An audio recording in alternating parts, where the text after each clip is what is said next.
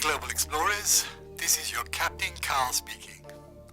Welcome aboard for a journey around the world with digital FAO and agro-informatics. Please fasten your seatbelts, power up your curiosity, and join us as we cruise through the digital skies towards the future of agriculture. We'll be reaching our final destination shortly.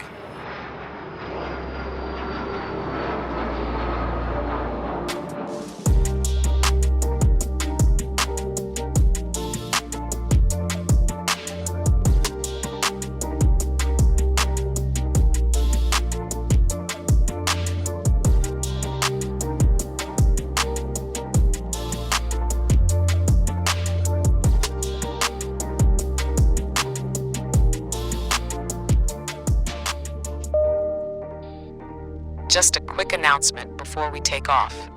This session is being recorded so others can catch up at their convenience. For the comfort of all passengers, we kindly ask that you keep your microphone muted unless you're speaking. And if you have any questions during the flight, please feel free to drop them in the chat. Our crew will be happy to address them during our live Q&A. Thanks for joining us, and we hope you enjoy the session.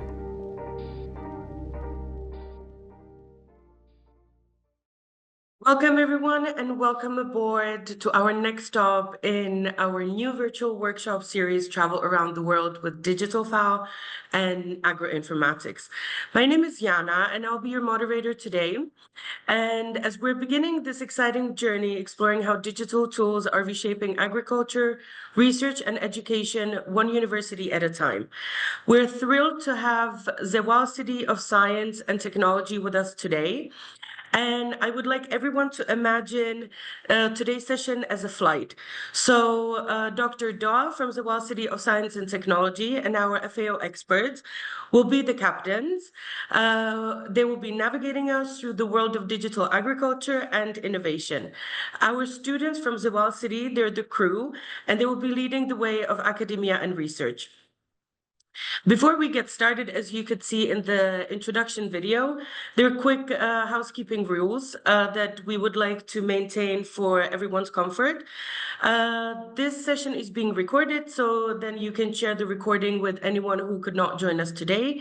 I would like to ask everyone who is not a speaker to keep their microphone muted.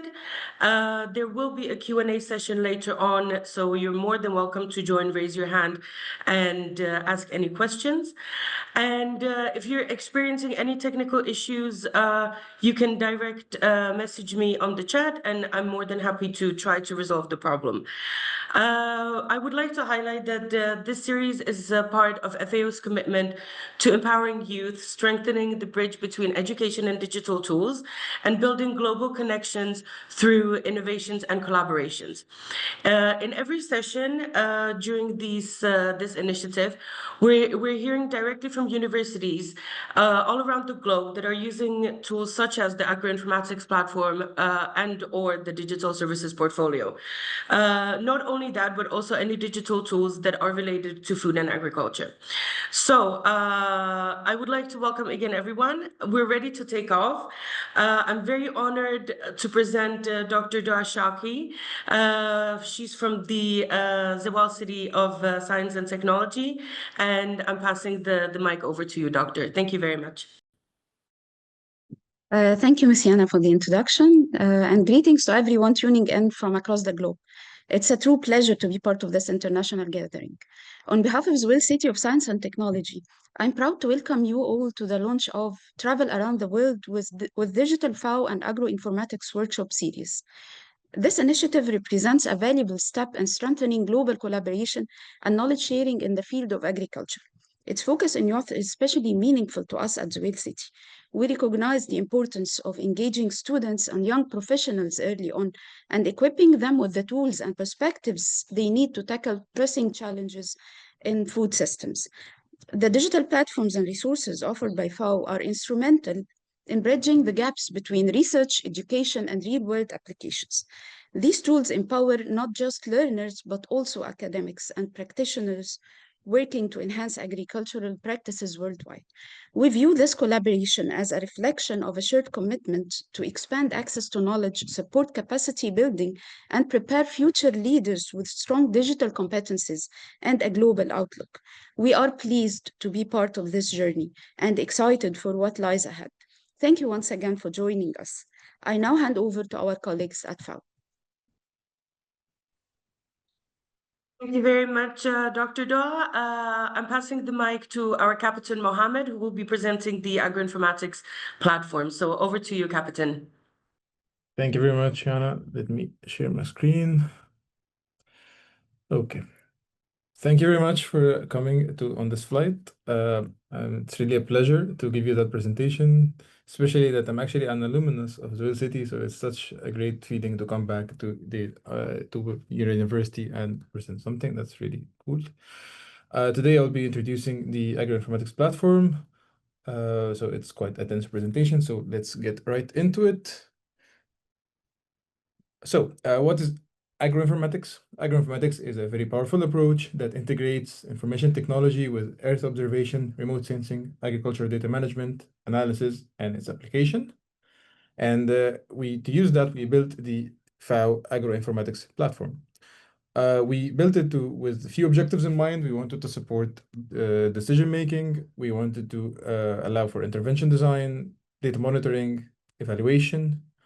And we had also a few characteristics in mind. We wanted the data and platform to be trustable, multi-sectoral, interoperable with other platforms and tools. We want to use standards, so it should be standard-based, standardized, everything, and everything is also metadata-based, so that everything is well documented and reusable. The domains of data that we have on the platform are basically spans almost all of the domains that interest us in the Food and Agriculture Organization of the United Nations, like soil, land, water, climate, fisheries, livestock, etc., and many more. We're going to see some examples later in the presentations. First, I will talk a bit about our data mantra. So how do we, well, this is basically our data mantra working with data. So the first point is access. Well, generally speaking, most of the data that we have is actually publicly accessible. However, in some use cases where we need to make data only available to those who are authorized to access it, we also do that. To harmonize, so basically to standardize, to increase the consistency, compatibility, interoperability, and compliance of the data with the leading and common geospatial standards. To document, so to identify, describe, track data, any associated digital rights, provenance, and usage and qualifications, to make sure that everything in one place, you can find everything. And then we unite all of that into a catalog. So we catalog, organize, unify, and integrate the data to create a comprehensive, holistic whole view, also to reduce fragmentation and duplication. So when we use the word data, what do we mean by that? So right now, I'll talk a bit about the types of data that we have. We have three main types. We have tabular data, which is any data that includes statistical data with a georeference. So any data that describes something about a location. This location could be a lat-long point location. It could be a province like Cairo, Giza. It could be a land parcel. It could be a fisheries area. It could be watershed. It could be like a water body like the Nile. It could be any location. Yeah. We also have the geographic data. So we have raster data. And raster data is basically what you get when you split. Let's say if you split Earth into grid cells, let's say 1 kilometer by 1 kilometer, it could be even less, could be even more based on the resolution, and assign values or attributes to each cell in that grid.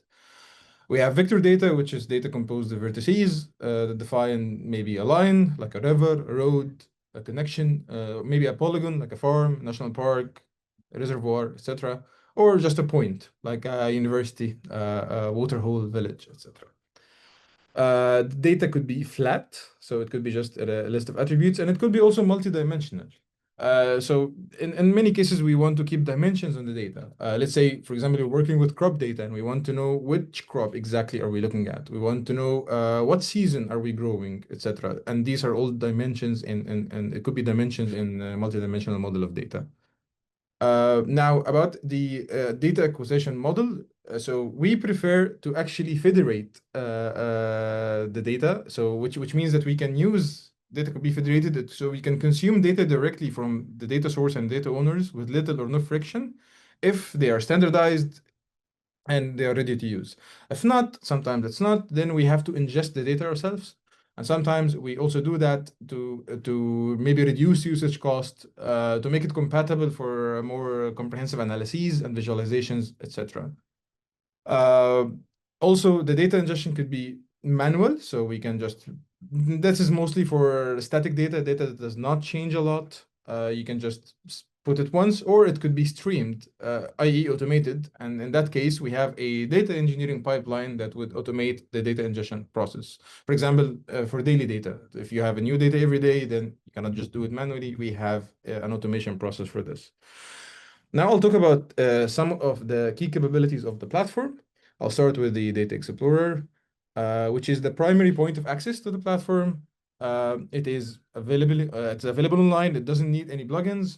You can use it through any standard web browser or even mobile phone. It's available in all of the UN official 6 languages, and it includes tutorials and tours. And there is also a lot of videos on our YouTube channel that has tutorials on how to use it. It's also built on open source, which is quite nice because that means that it gets all of the benefits of the updates to the open source software. Some of the features in the Data Explorer are, it allows you to search and explore the data. It allows you to do some analyses like time series analysis to investigate trends and patterns over time. I'm gonna show you examples of all of that in the coming slides. You can do spatial comparisons side by side of different data that is coupled with the regions of Bangladesh, so poverty map. We also support point data. So here is data about the major disease outbreaks. So if you can see, I can see on the map a specific point, hey, that describes an outbreak, and I can see all the information about that outbreak, who reported it, its status, when it was reported, if any unfortunate human deaths that are affected, etc. And we can also see the progression of outbreaks with time, because as we discussed the concept of dimension, we can always say, hey, we can see the breaks are happening in several places when we slide the time dimension. We can even play it and see it happening over time. And we can even go further. So we can actually view the data as a table. And we can here by clicking on the table view, and we can then do that allows us to do a lot of interesting, for example, filtration. Let's say I only care about disease outbreaks that affects sheep. Then okay, you can actually filter by sheep, and then it will only show that data. You can also do a lot of pivoting, a lot of different views. So here, for example, I can create a table column heat map that shows me the situation of different of affected species per country. And then you can actually download all of that as CSV if you want. Now we're gonna show you some more features. So here I have a comparison feature. So we can actually compare different data sets over both space and time. So in this case, for example, I'm comparing animal density on the left to human population density on the right. And I can use that to drive insights. I can say, hey, these are the spots where there are a lot of animals or a lot of humans, and vice versa. And this could be used for decision making, deciding, for example, where to build a specific infrastructure project, etc. I can even do side-by-side comparison of the same data for example, to compare two different time periods. So here, for example, on the right, I'm comparing 2022. On the left, I'm comparing 2023. This is transpiration data. So in Lebanon, so for example, I can see, here's how the situation differs over that year. The transpiration, for example, was less last year than today, etc. I'll also talk about analysis. So one of the other capabilities that we have are analysis and models. So we have different types of analysis. What do we mean by analysis? i.e., in the concept of raster data, we transform and analyze raster data. So we can reduce raster data through a variety of methods. We call it also reducers. For example, we can get max, mean, median, standard deviation count as a vector, etc., and many more of a specific data. We can even perform complex raster calculations like long-term averages, weighted overlays, masking, and custom formulas. I'm going to show you some of that in the next slides. And also, we can analyze and summarize tabular data, conduct sophisticated multi-criteria decision analysis, generate meaningful aggregates and statistics, also build advanced analytical workflows that are even more complicated than that. Sometimes we require custom workflows for a very specific, a particular application. Also, we can integrate custom and external models, for example, like machine learning models and models from Google Earth Engine. So here I'll show you also some examples of the analyses. So here, for example, I choose this specific area or this specific region in Uganda, and I can say, hey, I want to know, this is a precipitation data. So I want to know how the precipitation this year compares to the long-term average. So I want to see, and you can do that. You can just choose the area, run the analysis, and you have a graph like this that shows you, oh, here is the long-term averages for, and then here is the situation for these years, and this is how you can see, this is, you can say then, this region has more precipitation, has more rain than it's historically has been, or less, or etc. You can also, not only you can use defined areas like regions, country region, you can draw your own area. So you can say, hey, I want to draw this area around Zewail City or whatever, and I want to do a land cover composition. I want to see, I want to do like an analysis of that area and see how much of it is desert, how much of it is grassland, how much of it is tree cover. So you can, as you can see, this is a drawn area, and we can run an analysis and generate this pie chart that has all of the land composition. You can even compare very, very small areas. Like here, we're comparing two specific fields in Lebanon, and we can compare the production of each field, see which field produces more. You can even do even more filtration. I can say, hey, I'm only interested in the data where the production was more than 100 or above a specific threshold, etc. Here, for example, this is an example of categorical analysis, which as I've described. So here I have land cover data from the European Space Agency, and I can say, hey, I want to know the composition of this area of land. How does it compare? How much of it is shrubland, grassland, the tree, the vegetation, etc. And even more. You can even do a lot of composite analysis, complicated. It's the list here is endless. So but maybe then, okay, what if this is not enough for you? Maybe what if you want to run your very, very particular algorithm, or you want to, you're more comfortable using your tool like QGIS or ArcGIS or whatever, and you want to take the data out? Well, you can also do that. So you can select any area, and you can actually click export image, and you can export it as a COG file that allows you then to use it. Here's, for example, it's used in QGIS, but you can use it in whatever GIS application that you really want. You can even open it in Python and code, do whatever you want with it. So next, I'm moving a bit fast because I have a lot to cover. So yeah, apologies about that.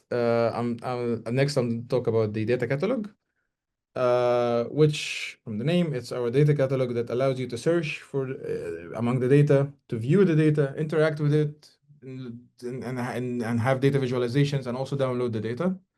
Our data catalog are built around an ISO standard. So we have what we call a CCAN, which stands for Comprehensive Knowledge Archive Network. Here's a screenshot of here's a screenshot of one of the entries in our catalog, where you can see information about the data, title, some information, methodology, data lineage, etc. And this all follows, of course, the International Standards Organization standard, the ISO standard. We're also right now providing data through Stack, which is also a standard for providing catalogs of data. And it's all I have to note, and this will also be relevant in this presentation, that this is very friendly for programmatically accessing the catalog. It's just JSON. It's built around JSON. So this is gonna be relevant into a more specialized part of the presentation later.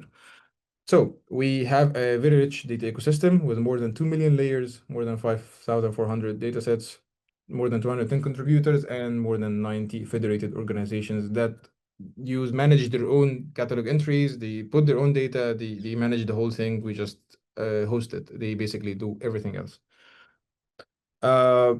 Here I have some application use cases, so some examples of why this has been useful. I am gonna, maybe if there is time at the end, I'm gonna go back and discuss all of them, but maybe now I'll talk maybe about one. Here, for example, here's a use case where I want to select to know where is the optimal location to install a new storage facility for rice, for example. And I can say, hey, I'm gonna give each location a score based on all of these different data sets, and then I'm gonna overlay it on the map and say, these are the areas that we should really, that the government of Tanzania should really put a rice storage location. Yeah, there are many cases, but I'll just, for the sake of the presentation, maybe if there's time, I can go back to it. So yeah, this is a screenshot of the tech stack that we're using for the tech enthusiasts out there. I know there might be some among the audience. And also we have a very thriving community. We have more than 154,000 users that are using the platform for more than 214 countries. And it's increasing year over year. We also have 27 data explorer sites that are basically a specialized version of the agro-informatics platform to cater for specific thematic and regional communities. We also have a community of practice on LinkedIn, where it's a professional space that connects people working on the crossroads of agriculture, data, and digital tools. You will find there people who work in FAO, development practitioners, researchers, private sector partners, or anyone who's working in the geospatial tech and agro data. It's really useful to, for example, share knowledge and good practices, announce events, learning opportunities, exchange ideas on topics like remote sensing, GIS mapping, digital platforms and tools, etc. Okay, now I have a bit of a small, I'm gonna take a small detour on our trip, on our flight here, to talk specifically about the interdisciplinary nature of the computational sciences and the geospatial world. And this is more towards the computational sciences majors in university, like data science and AI, software development, and communication and information engineering. So the first question that you might have is why? Why do I care about GIS data? And I say, I'll try to convince you, I'll try to sell it to you. Geospatial data is everywhere. A massive percentage of all data generated has a location component to it, like the GPS in your phone, your car, your watch, all the satellite images capturing the entire planet every day, all of the IoT sensors monitoring traffic, weather, and pollution, geotagged post social media, new data products coming out all the time. So it's not going to get less, it's only going to get more. And also, this is a $1 trillion niche. So the global geospatial market is projected to hit $1 trillion, to surpass even $1 trillion by 2030. And it's driven by real world problems that we need to solve, like smart cities, autonomous vehicles, logistics and supply chain optimizations, climate tech, renewable energy, etc. Here I have some questions. For example, I have some questions that you can help answering with this tech, but maybe we can share the slides afterwards for the time. And I would say that your computer science skills are now the geospatial tech stack. In the past, GIS was for geographers, very specialized people who work in geography. Right now, I would say the modern GIS is a computer science challenge, first and foremost. So your skills are very relevant here. For example, data engineering, AI, machine learning, cloud computing, these are the most common expertise that are needed right now in the GIS field. And I would say that this niche, apologies, this niche this interdisciplinary niche between GIS and the computational sciences is a very good opportunity. It's not filled. It's actually there is a lot of demand and not enough supply there. I myself know firsthand because we have been trying to find people in that specific niche and it's not easy. So how can we help as a platform? So really, the agro-informatics platform under the hood is a platform for developers. We are developers. We built it with that idea in mind. So I'm gonna now go over a few ways a few design choices and ways that the agro-informatics platform can help you as a developer. First of all of our data is cloud native data. So here's the problem. Satellite images are huge. You cannot just be downloading terabytes of data. This is slow and expensive. The solution is to use a standard called Cloud Optimized GeoTIFF. It's a way to stream just a piece of the image that you need directly from cloud storage. So you don't need to download a very big file. You can just, hey, I want the area around Zewail City. I want the area in Giza. And for a developer, you can think of it as an HTTP range request for imagery, really. Like, hey, I will send HTTP requests that will get me that specific part of the image, and that's it. So I would say it's a pretty elegant engineering solution that makes very big data accessible, and we have been using it extensively in FAO. I would say all of our data now is cloud optimized and cloud native ready. We also have an analysis-ready data catalog, actually now two. So yeah, the problem is here mostly is that it's so hard to find relevant data, clean data that is used, that is analysis ready. We provide you a curated catalog of analysis ready data. It's pre-processed, standardized, easily searchable both manually and programmatically. Basically, as a developer, you have a data warehouse. You don't need to jump into the chaotic data swamp, and you have a clean, queryable library of data. You can use it for your machine learning, your application, your AI applications, or even your remote sensing or any other application. We have a set of APIs that are well documented. So here's, for example, a Swagger documentation of an API of GS Manager, which is the system that we use to manage raster data. Here's another one. We also provide Colab notebooks with examples on how to use data for Python and how to interact with it. We also support integration with Google Earth Engine. So for those of you who don't know Google Earth Engine, it's a cloud computing platform for planetary scale environmental data analysis. It's built by Google. So we can actually use Google Earth Engine data directly in cohort with our data in our platforms. And our data is available in Google. You can also use it from Google Earth Engine. So we support the integration both ways. Yes, with that, I have a few slides about the roadmap. For example, these are a few things that are coming. We are working on an agro-informatics digital assistant, or as we call it, AIDA. So it's an intelligent chatbot basically that helps you and build. It has a conversational interface that's designed to enhance user interactions with the platform, and you can query project documentation, retrieve data, etc. And maybe one day soon it can also write or perform the geospatial analysis for you. It will also be able to do AI report generations. So you can ask it questions like, hey, which areas of Egypt has been the driest in the last year, etc. And then it will generate a report for you about that. We're also, for analysis and models, we are embracing the OpenEO standard, which is introduced by the European Space Agency. And what's really cool about the standard is it has this idea of a process graph where you can actually define a very complicated geospatial analysis, like the one on the left here. Like, hey, I want to load data, I want to reduce it, I want to calculate the minimum, etc. And all of this boils down to a JSON representation of that graph. So this provides an interface for example, AI models to be able to generate this. So AI models using an MC, like a model protocol, like an MC, a model context server or MCP. They can basically say, hey, can talk to the model and say, I want to do this analysis, and the model will be able to talk to the back end by just creating this graph, representing it in JSON, and then running it, which is pretty cool in my opinion. Well, so the key takeaways of this presentation is that the Agro-informatics Platform is a cornerstone of our digital transformations. It's harnessing geospatial intelligence to achieve strategic objectives. It's used to analyze and compare datasets on food and agriculture and draw insights. It includes comprehensive data catalog with extensive data from diverse sectors and sources. It's configured for different communities, and we have different versions of it. And of course, you can find guides, resources, and video tutorials on our website. We also hold training sessions through the year, like this one. And of course, for any questions, you can contact us directly on faodata@org.com. With that, thank you very much for attendance and for your attention. And I will, unless there are maybe any, I will give the mic back to Yana, and then if there are any questions, of course, I'm happy to answer them. Thank you very much, Captain Mohammed. I've seen there are a few questions already in the chat. I would like to remind our participants that there will be a Q&A session after the students' presentations.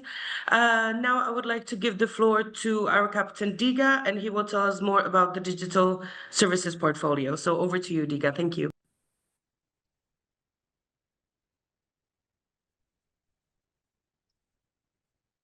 Yes, hi. Can you see my screen? Yes, we can. Yes, thank you. Hi, welcome everybody. Yes, thank you, Mohammed, for presenting the platform. As you can see, the platform is oriented towards the sort of national, what we call highest level stakeholders, decision makers, policy makers, as well as academia oriented towards the research and understanding. The digital services portfolio, which I'm presenting, and I'm product owner of which, is actually oriented towards the last mile.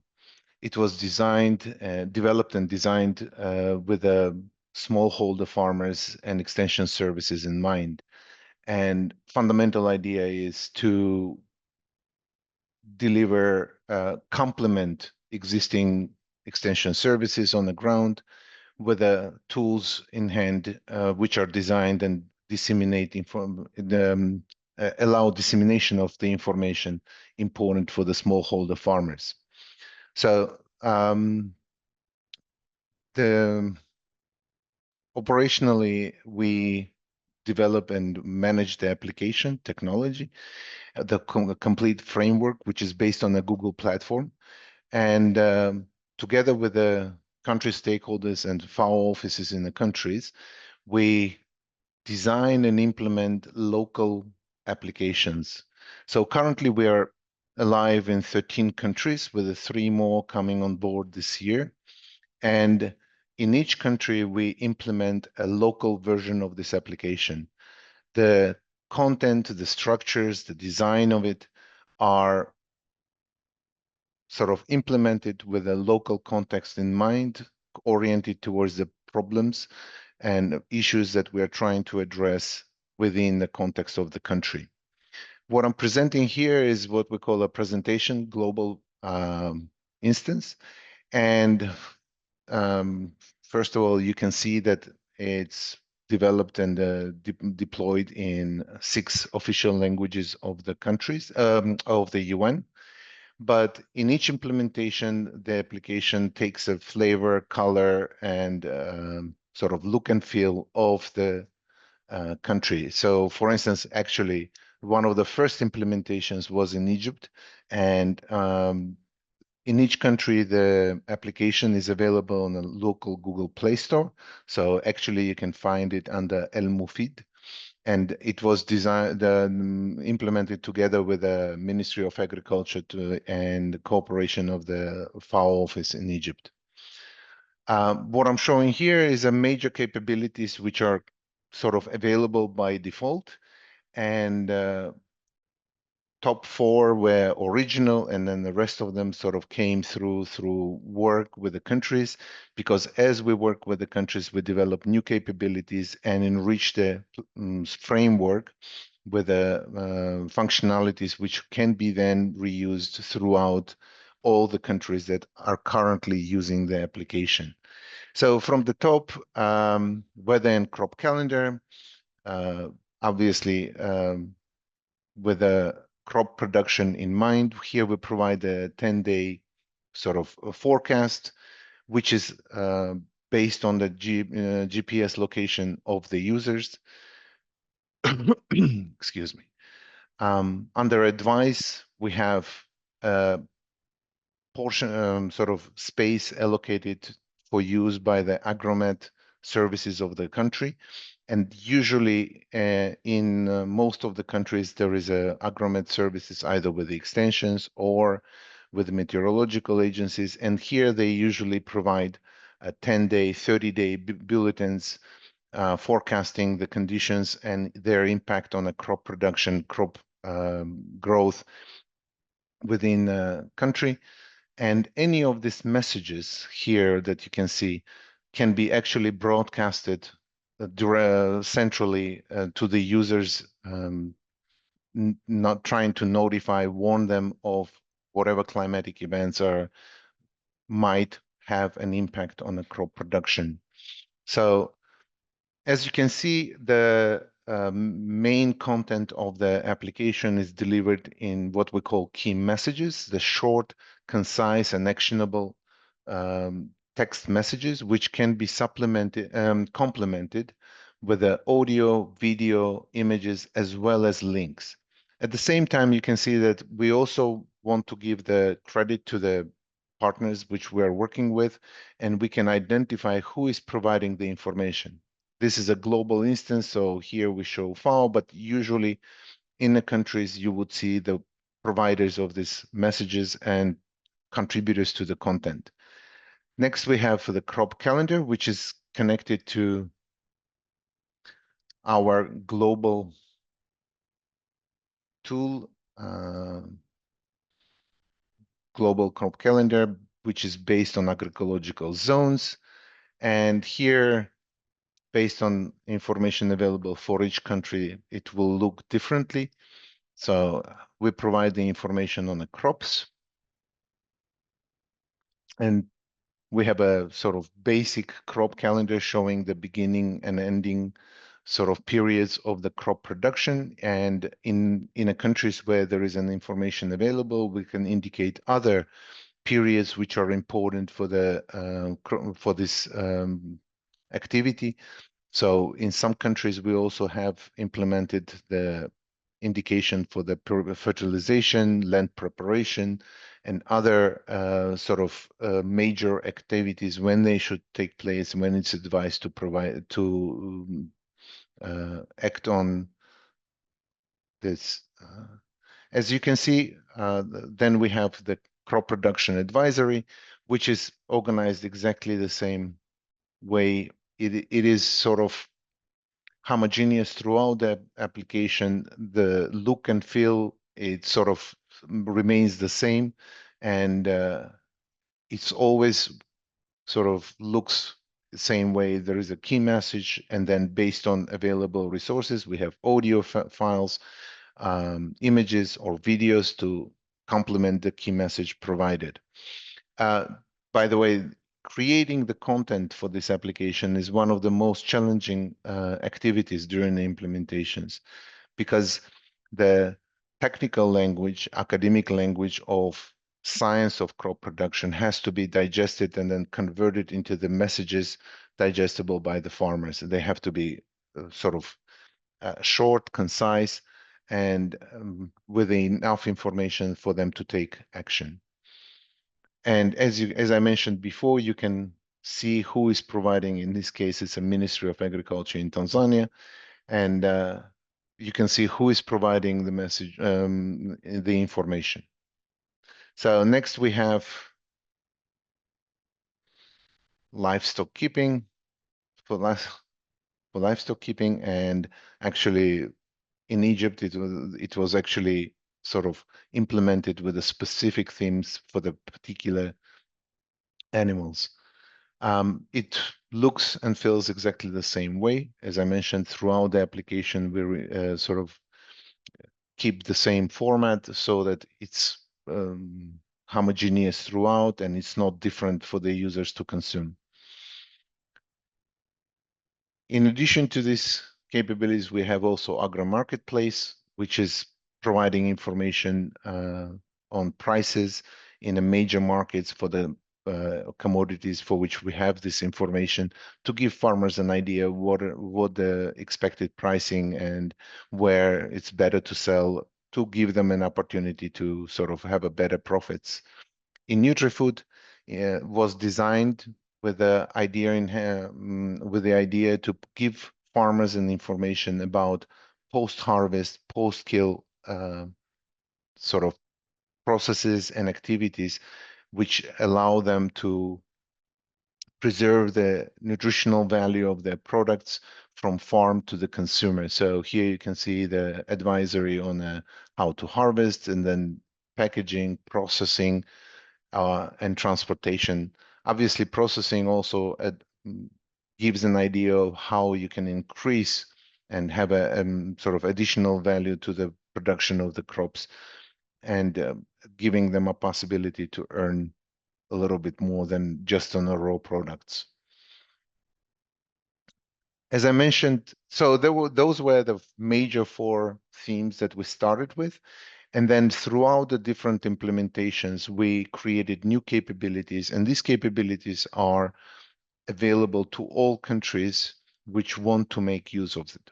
So as you can see, we have developed the survey, which allows submission of in this case, it was developed for the Haiti, where they have to deal with a African swine fever pandemic.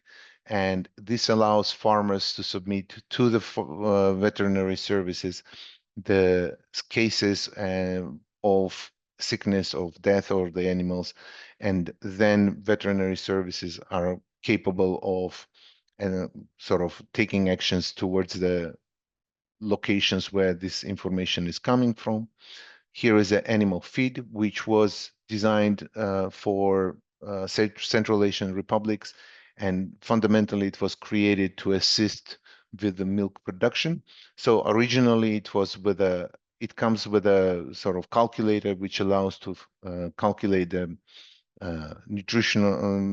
nutritious feed mix based on agricultural byproducts to increase the milk production. We supplement the calculator with the fundamentals of feed for the milk production.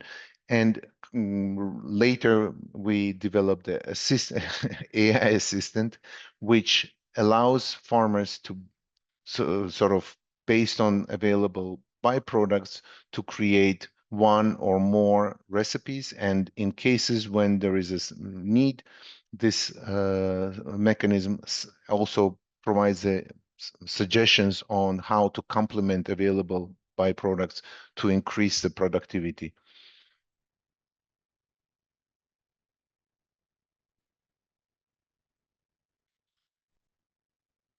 Diga, sorry, if I can Yes. remind you, just because we still have the students' Yes, I presentation, know. so thank you so much. I know. So real quickly, so there was a specific theme developed for aquaculture in Tanzania, and last, and then I'll sort of stop at some as soon as possible. But this is an insect recognition capability which allows farmers to take a picture or upload existing image, and then based on recognition to identify the insect, and based on the insect, then we provide the information on how to treat and how to actually, there is a treatment as well as prevention advisory. I'll stop here. Thank you for your attention, and I'll hand it over to Yana. Thank you. Thank you so much to our FAO captains, and for the clear and very engaging walkthrough of the agro-informatics platform, and the live demonstration of the digital service portfolio. It's very clear how these digital tools are supporting agriculture and research. Now to the main part of the event, where we're turning to our students from Zewail City of Science and Technology. In total, we have 4 students today. They'll be sharing presentations on various different topics, how they're using digital tools in their practice, in their work, and in their agriculture-related projects and research. So I don't know who would like to go first from the students. The floor is open. So whoever we have here and is ready to go, the floor is yours. So thank you very much, and over to our amazing student crew from Zewail City.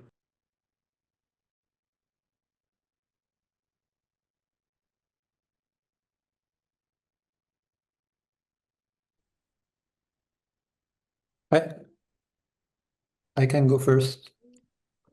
Yes, perfect. Thank you, Mohammed. Diga, could you please stop sharing your screen? Yeah, I cannot find the button. Sorry. Can you just force me out, please? Just a second. Sorry. Yes. No worries. Okay, it should be fine now. Mohammed, if you would like to go ahead, thank you.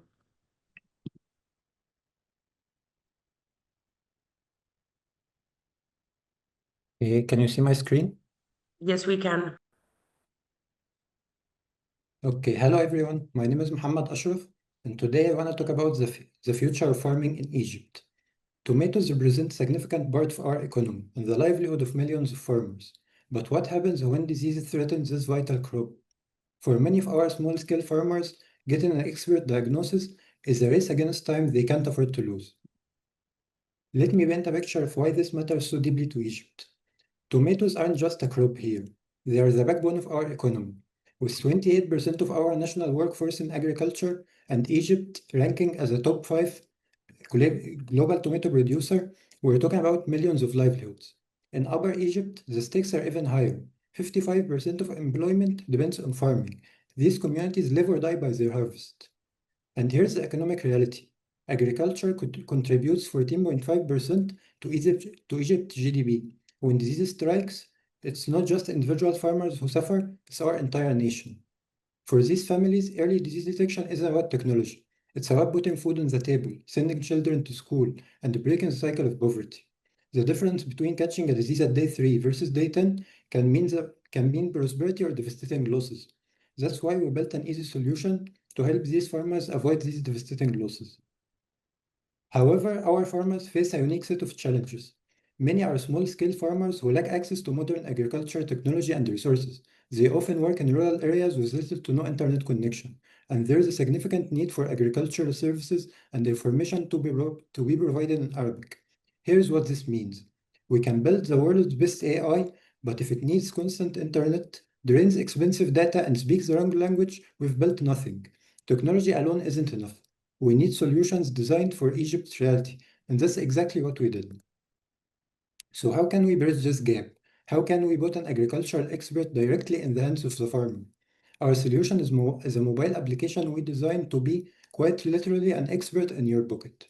The process is incredibly simple and built around a 3-step workflow. First, the farmer snaps a photo of a tomato leaf they are concerned about, right in their field. Instantly, the app's built-in artificial intelligence works to diagnose the problem. This is our AI model running directly on the phone itself.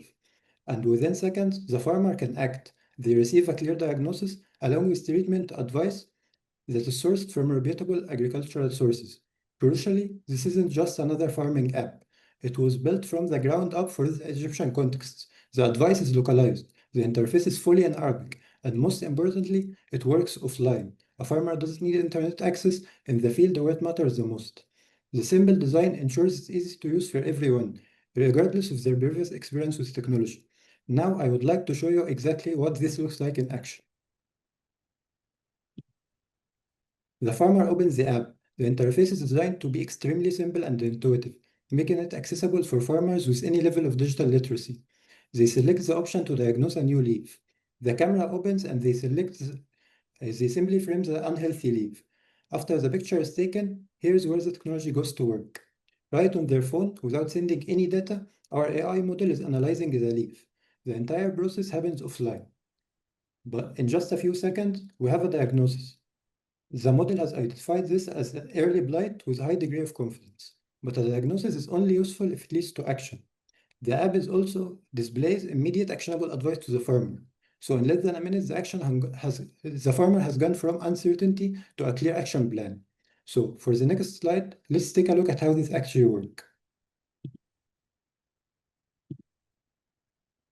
The first challenge is that a photo from the field is messy. It has soil, other plants, and shadows in the background. So the very first thing the app does is pre-process the image. As you can see on the left, we start with the original photo just as the farmer took it. The app then applies a computer vision algorithm called grab cut to find the main leaf and digitally cut it away from the distracting background. This leaves us with a clean, isolated image of just the leaf. This is a critical step because it ensures our AI model focuses on the patterns that indicate disease.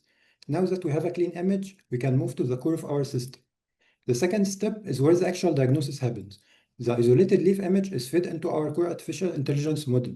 This is a powerful deep learning architecture called Inception v3, which we specifically trained on a dataset of over 6,000 images related to diseases found in Egypt.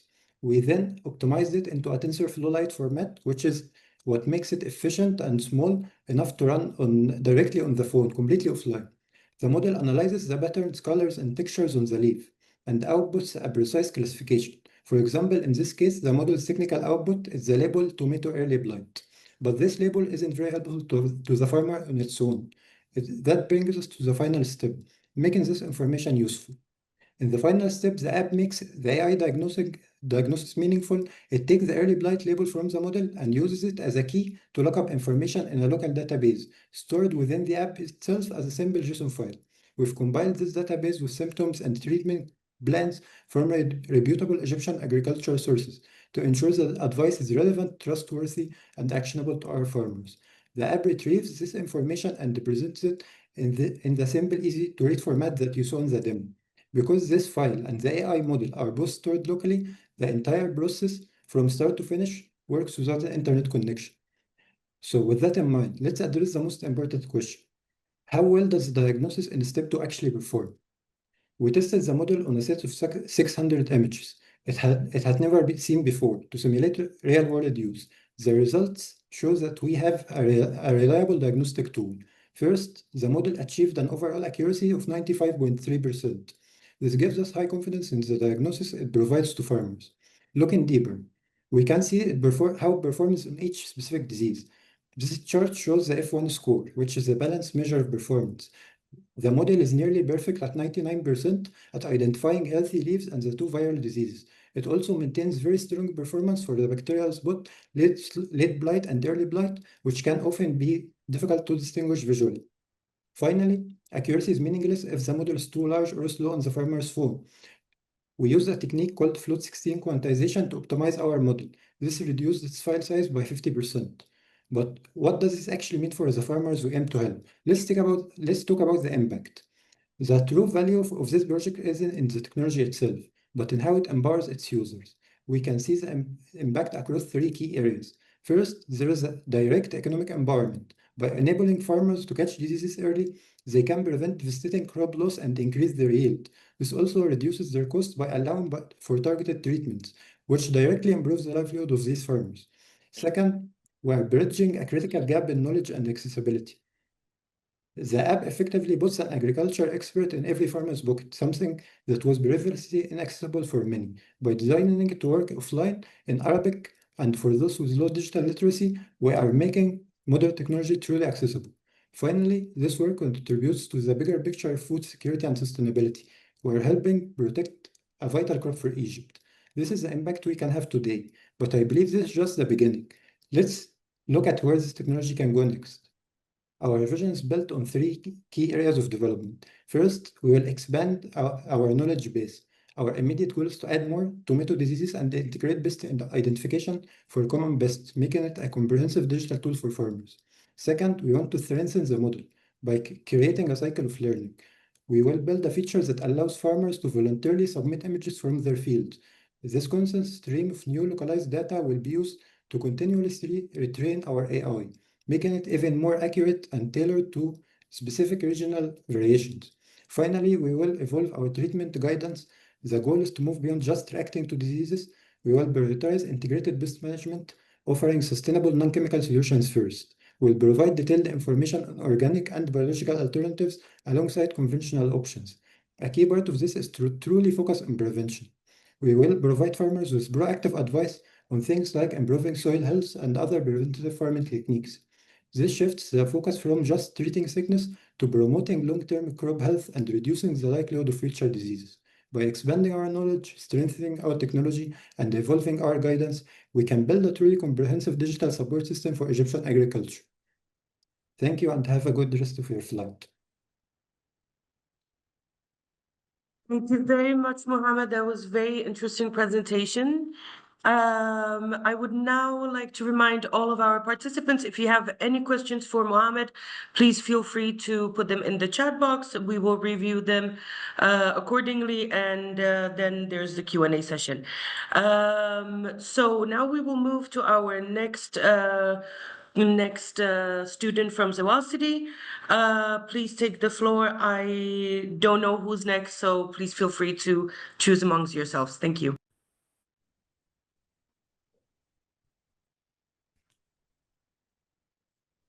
Okay, I will be next. Can you see my screen?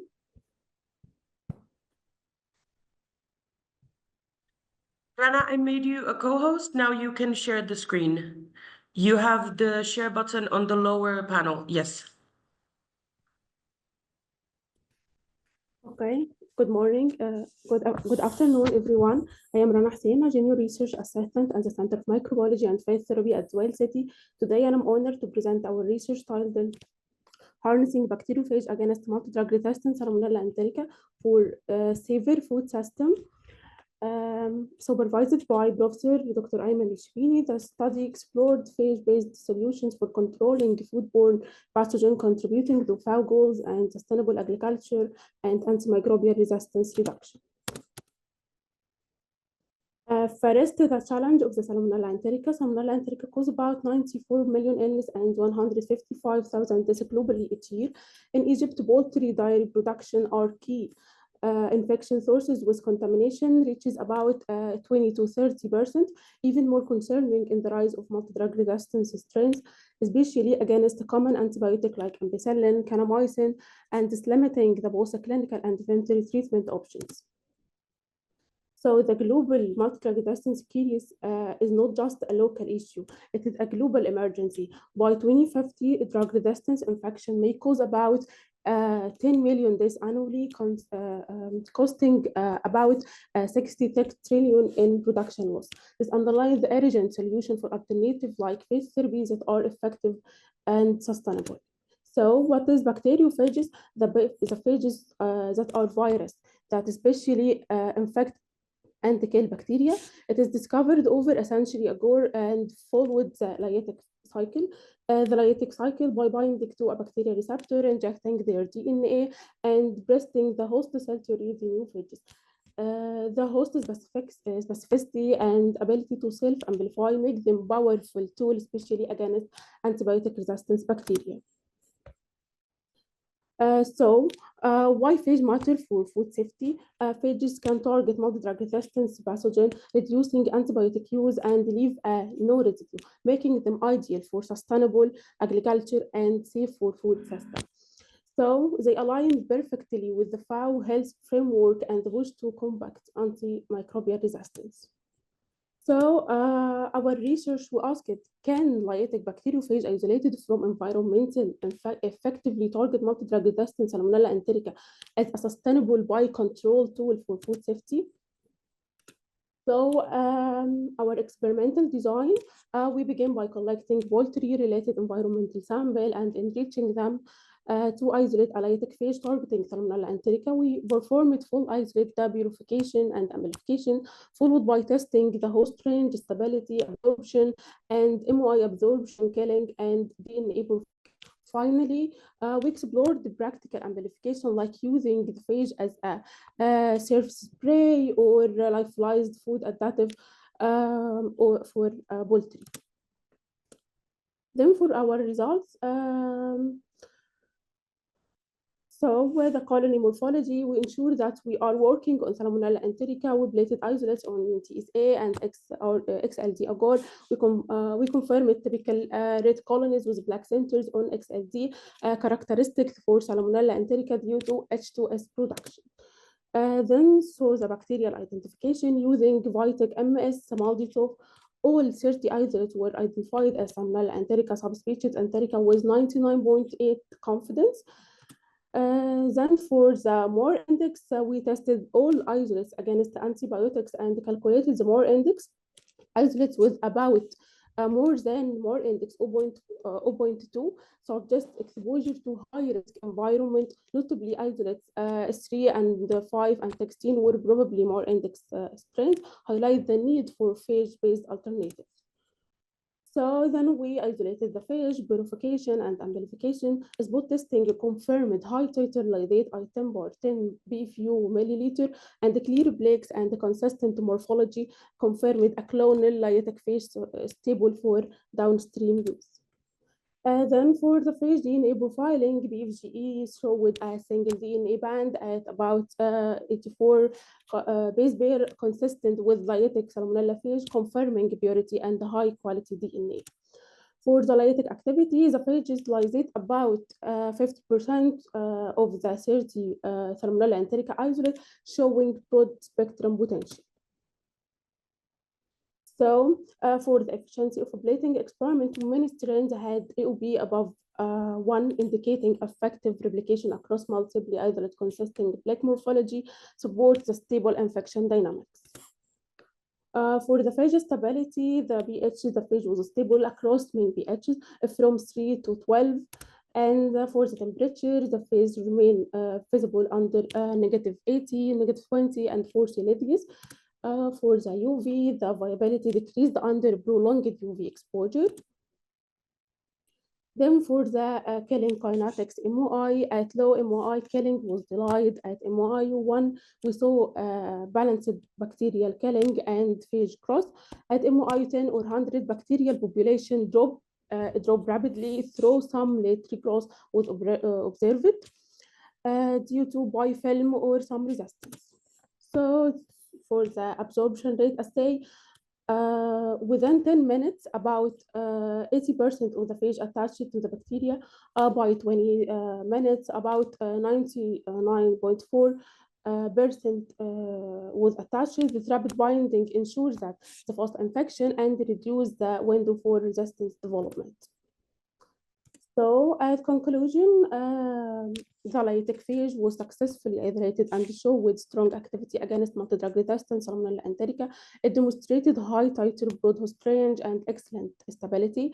This finding support the use of a natural residue-free biocontrol agent for improving food safety, fully in the line with the FAO One Health vision. For the recommendation to move forward from our lab to the field, we need to validate in vivo and animal models, develop a stable formulation, lyophilized powder, or test in real food system, monitor the resistance, emergence, and ensure regulatory and food. So the applications of the phage in food, we visualize the potential of the food of the phage in real world applications, like a spray on a chicken in food delivery or stable field formulations. So thank you so much for your attention, and I look forward for your thoughtful and the question and how we can collaborate to bring phage-based solutions and the food and framework worldwide. Thank you.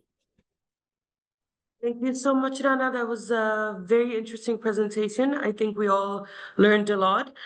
We still have two students from Zewail City. I am not sure if they're online. I can see Malak.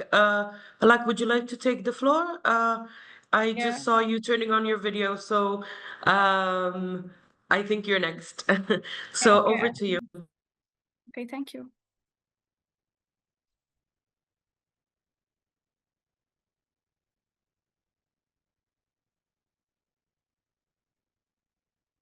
Okay, can you see my screen? It's showing that you started screen sharing. Maybe give it a few more seconds. I don't know if other participants can see the screen. Yes, now we can. Okay, great. So hi everyone, I'm Malak Albanna. I'm a software development student from Zewail City. Today I'm going to talk about something I believe every digital platform, especially ones that serve farmers, rural communities, and global users, must take seriously, which is bias in software code. Not just in AI, not just in data, but hidden in the logic, the code of the tools we build. Let me start with a simple and powerful idea. If a tool is designed to help people, then it must help everyone. But what if the logic in the code makes assumptions? What if it treats users differently based on gender or religion or language? Imagine a farmer using a national subsidy portal, but their name triggers a condition that reduces their eligibility.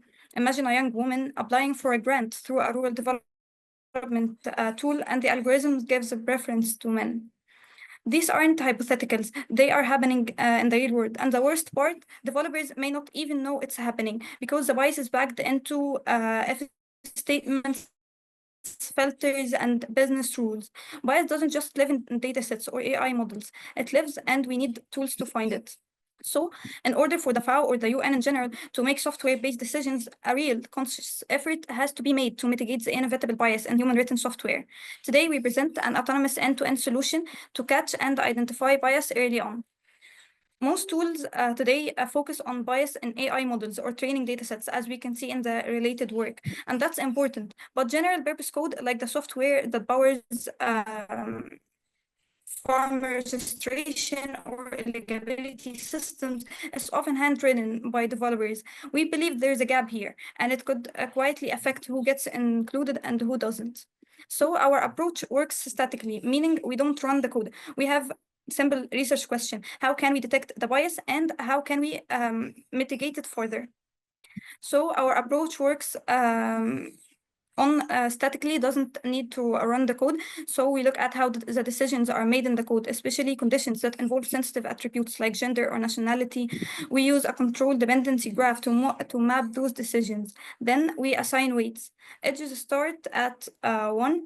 If the condition uses a sensitive variable, we add +2. If it affects an output like a return statement, print, or recommendation for the user, then it adds +3 to the weight of the edge. This gives us a bias impact score, which reflects how much biased logic might influence outcomes. But structure alone isn't enough. So we trained an ML model to assess the ethical severity of a condition. Is it potentially harmful? Does it show signs of exclusion? This gives us a bias severity score. And when we combine the two, we can have a full picture where the bias is and how serious it might be. We tested our method on nearly 4,000 Python code snippets, many of them generated by large language models, LLMs, and representing gender, religion, ethnicity, and occupation biases. Our best performing model reached 94.6% accuracy in detecting biased logic. It's lightweight, interpretable, and could be integrated into internal audits of decision-making platforms, digital agriculture services, or government apps aimed at equitable access. So the beauty of our tool is that it is not limited to any sector. It simply helps us build fair software systems, no matter the context. This is not just about ethics. This is about impact. If the systems we build are meant to empower, then any logic that treats people unfairly undermines the mission of digital transformation. What if your agri-tech tool excludes farmers from Upper Egypt due to hard-coded assumptions? What if your digital extension service offers better advice to men than women because of a poorly placed condition? Bias in code is quiet, but it's powerful. And if we don't catch it, we are not solving inequality. We are silently reinforcing it. So the FAO's vision for equitable digital development depends on tools like this, tools that help us build trustworthy, inclusive, and truly fair systems. Currently, our research is published in an international conference, and you can find it on IEEE Explore. We are working now on expanding support to more programming languages, handling large code databases, and eventually embedding this into the development cycle. So this is just a starting point, and we would love to explore how it could support your platform. Thank you so much for your time, and I'd be happy to connect after the session or hear your questions in the Q&A live. Thank you. Thank you so much, Malak. I love that presentation. I think it's a completely different perspective that we don't usually take into consideration. So it's very nice to hear this and to see your presentation. We still have one more student to go. If I do not, yes, Mohammed is here. I can see your camera on. I will make you a co-host as well, so you can share your screen. Then we'll be moving to our Q&A session. I would like to point out that we have a special guest here as well today, as we have during all of our sessions. So, Mohammed, over to you, and we're looking forward to your presentation. Can you see my screen now? Just a second. Yes, we can. All right. So, good morning, everyone. This is Mohammed Darwish. I'm a student at Zewail City of Science and Technology, specializing in data science and AI. It's an honor to speak in this session hosted by the Food and Agriculture Organization, FAO, under the Travel the World series. We are to explore the digital innovation of transportation of global agriculture. Today, I'll be sharing the data analysis, geolocation, and network intelligence combined with AI-powered system, how it can build more sustainable agriculture future. I also discuss a real-world projects that I developed using AI to support and make it easier for us. Okay. So first here, the platform integrates key tools like FAO integration system and AMIS, currently supported around 54 countries. It combines data analytics driven by hand-in-hand, which uses machine learning to predict and crop yields with 58% accuracy, geologically tools for GeoNetwork, providing 10 meters resolution image and 5 meter GPS perception, It also uses network connectivity through the digital village, which brings 4G coverage to over 70% of the areas.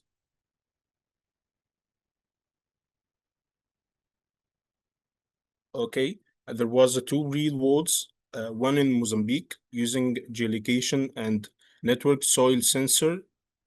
FAO pilot project sent a real-time SMS alerts to around 1,200 farmers. This result to increase the water usage down to 20%. Also, over 50,000 liters water saved per hurricane. So also in Egypt, there was a use for the FAO platform in 2024. Pilot for FAO tracked the weight transportation over 500 kilometers using geolocation and IP network data. This improved the road planning, cut the transportation cost by 12% and CO2 emission by 8%. The project demonstrates how data integration enhance agriculture.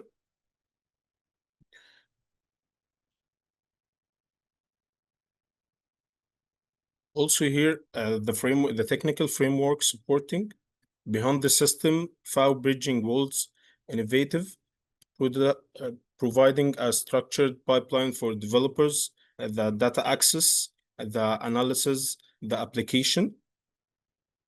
Through the platform APIs, developers can retrieve the data sets using open sources like analysis like TensorFlow for machine learning. The application is an extension app used in Kenya, increased water efficiency by 18% and farmers' income by 10%.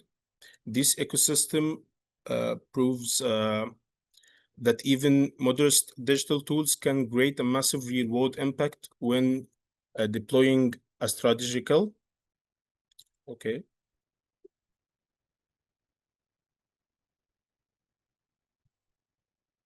And encouraging innovation, empowering youth to drive in agriculture through technological advancement. Like I said, I used two of my main projects in Zewail City to make it for FAO. First, I was training a model for AI-based road anomaly detection. This model can be used also in the shipping process for farmers to detect the hazards in the road and the anomaly in the road, so it be more efficient in transporting goods and transporting fruits. For an example, transporting tools. It may make the time they transport things less. Also, I thought there was no chatbot for FAOs, so the first speaker was Dr. Muhammad. He spoke about upcoming chatbot that FAO are making. So I thought if we can make a question answering system that helps the users in their experience with using the platform, so it make it easier for the users to use the platform, as a lot of farmers are not trained to use the platform, so there will be a lot of questions, so we can make these concerns a big real solution. We can integrate a questionnaire system that showcases, or we can make an simple chatbot that answers the farmers and the unexperienced people that use the platform to use it easier. So I think the project may be like a small questionnaire system, maybe like a simple chatbot that helps the farmer to use the platform more efficient and to make their experience on the platform more efficiency.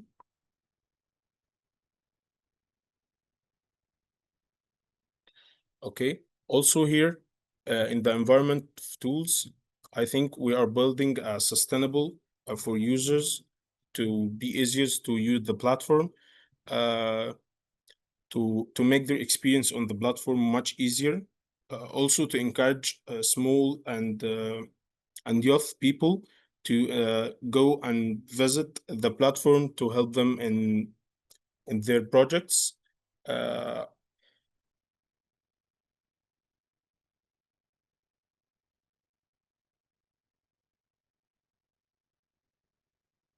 conclusion, leveraging data analysis is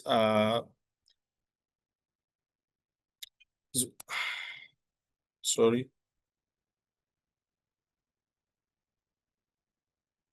In conclusion, leveraging data analysis is a crucial, and I think making it easier and making sustainable agriculture.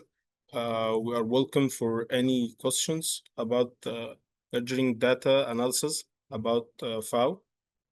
So thank you.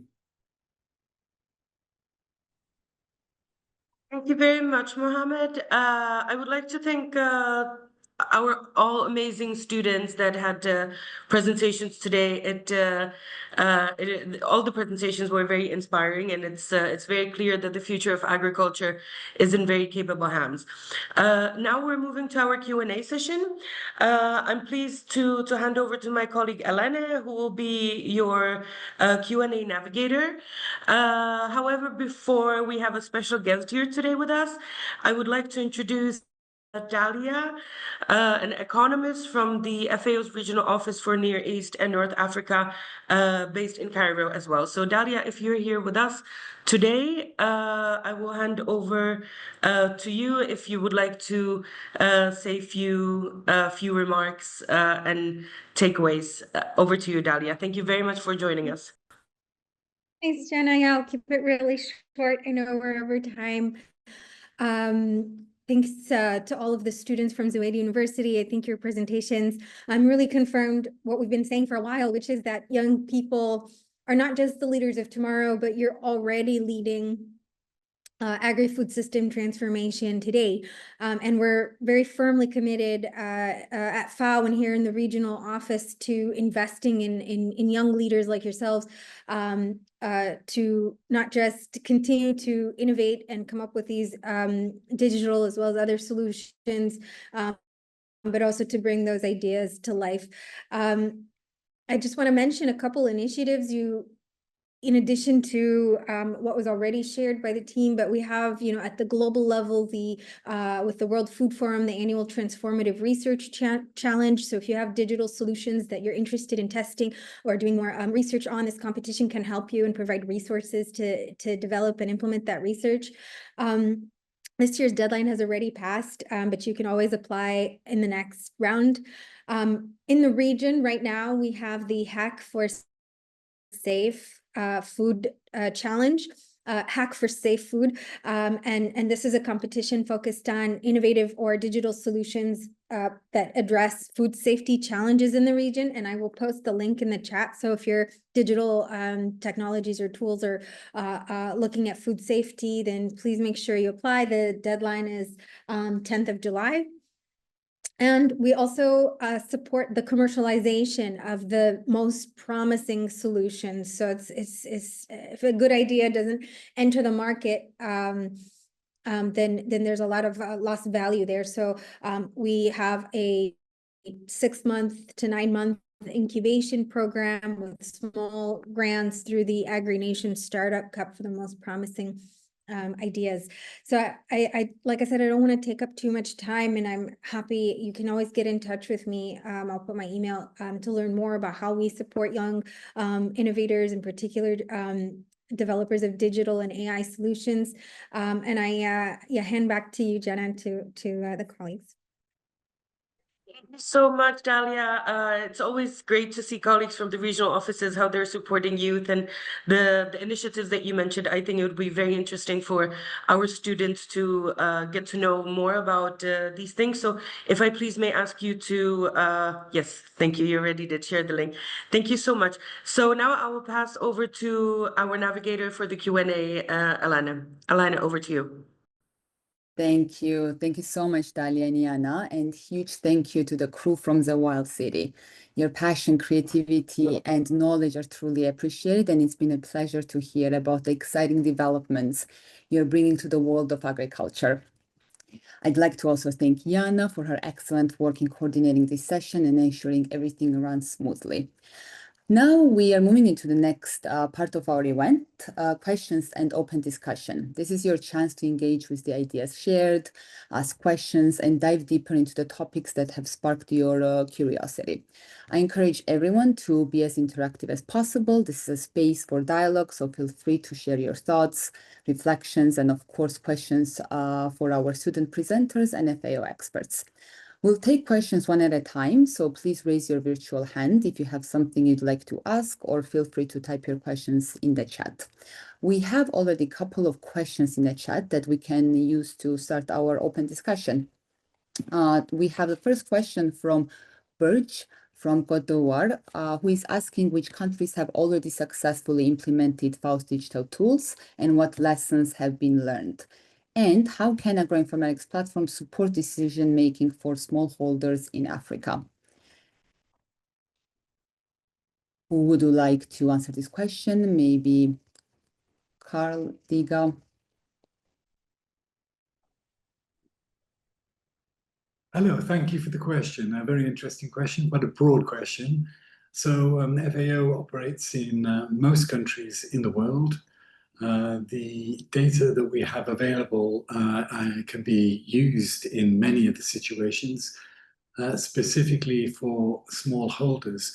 So whilst the agro-informatics platform, as we've heard, is not targeted to be used directly by the smallholder, I'm sure my colleague Diga will explain more about the digital services portfolio for that. Through the extension workers and agripreneurs and policymakers, we hope that it will be directly impacting the lives of the smallholder.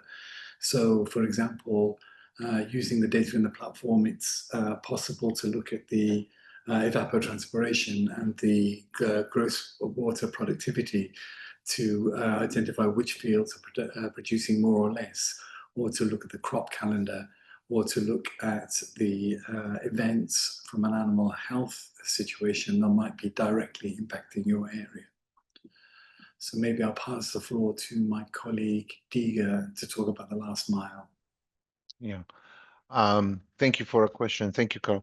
As I mentioned in the presentation, we are currently live in 13 countries. So in Africa, it's Senegal, Rwanda, Tanzania. In Near East, it's Egypt, Jordan, Iraq. In Asia, we have implementations in Bangladesh, Sri Lanka.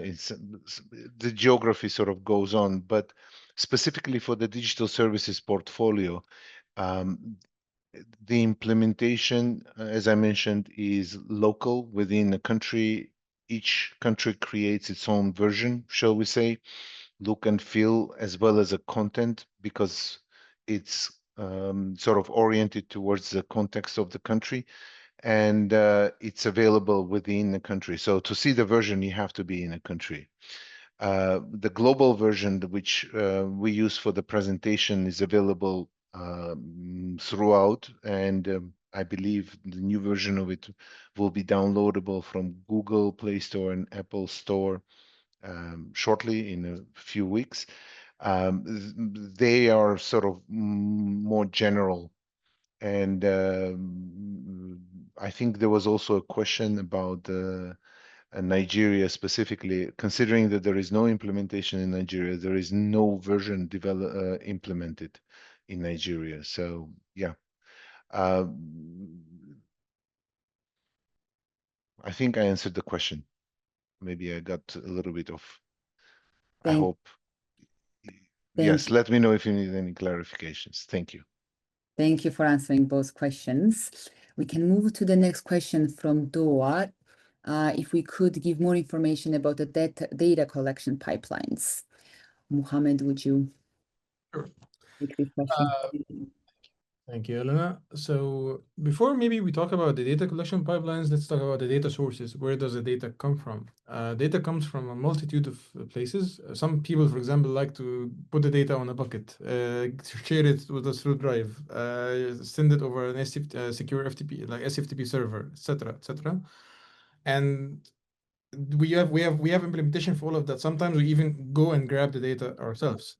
So there are different ways to classify the data pipelines. We can classify them based on data type, or we can classify them based on their tolerance to latency. So we have data that needs to be streamed because they are very frequent and they don't have very high tolerance for latency, and we have data that could be patched. We have support for both.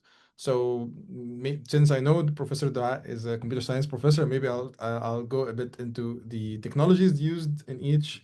So for example, for the streaming pipelines, we use a Kafka-like messaging system, but we use Google Cloud PubSub, which is very Kafka-like.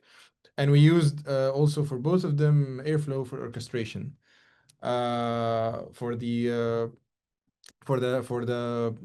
batch data pipelines, data collection pipelines, we use containerized. We use services like Cloud Run jobs, Kubernetes jobs that basically runs on a schedule or runs based on an event trigger that would go and batch the collection of like a subset of data and then run it through the pipeline. The pipeline then does quality assurance, quality confirmation, and then some pre-processing if needed, and then before putting it finally to the data warehouse. Of course, we have different data warehouses and data lakes based on the data types. I hope that answered the question. If there are any follow-up questions, I'm willing to answer them. Thank you. Back to you. Thank you so much, Mohammed. Obviously, if there are follow-up questions, please feel free to raise your hands. There were a few questions in the chat that we directly responded, so please have a look. Obviously, if you have additional questions, you can raise your hand right now and we'll answer the questions. This is also to remind you that we will be sharing slides after the webinar is over. Now I'd like to ask participants if there are any additional questions. Please raise your hand, share your ideas, questions.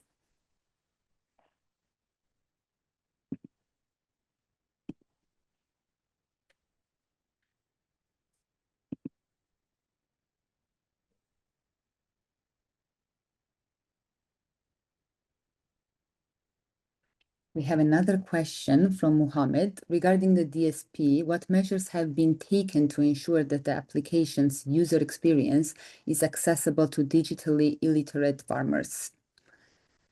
This is a very good question. Diga, would you like to respond? Yeah. Always a difficult area. First of all, as I mentioned, I think I mentioned, the design of application in general was performed originally was done in Rwanda and Senegal with the small communities, and the look and feel were simplified as much as possible so that there is no confusion. Let's put it this way. We also ran the field tests in other countries and improvements to the UI and user interface as well as the user experience have been modified and improved based on the feedback. So the latest feedback that we're getting is that it's sort of easy to use and intuitive, and to sort of on the other side in terms of content, that's why we sort of keep the messages as short and simple as possible, and when possible we complement the messages with the audio recordings, video and images, just to increase the possibility of delivery of the information. Yeah.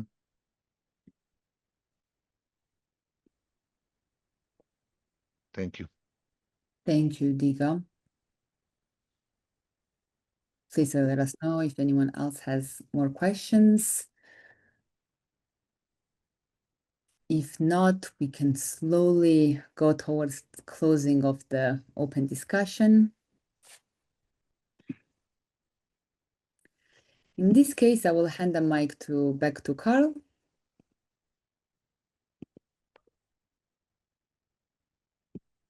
Thank you. So I'd just like to thank everyone for participating today.